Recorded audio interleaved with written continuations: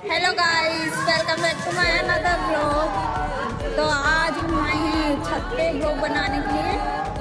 आप ये नज़ारा देख सकते हो कितना सुंदर है। अभी अभी थोड़ी देर पहले बारिश बंद हुई है और हमारे गांव में, हमारे मोहल्ले में सत्ता हो रहा है, सत्यनारायण भगवान की पूजा।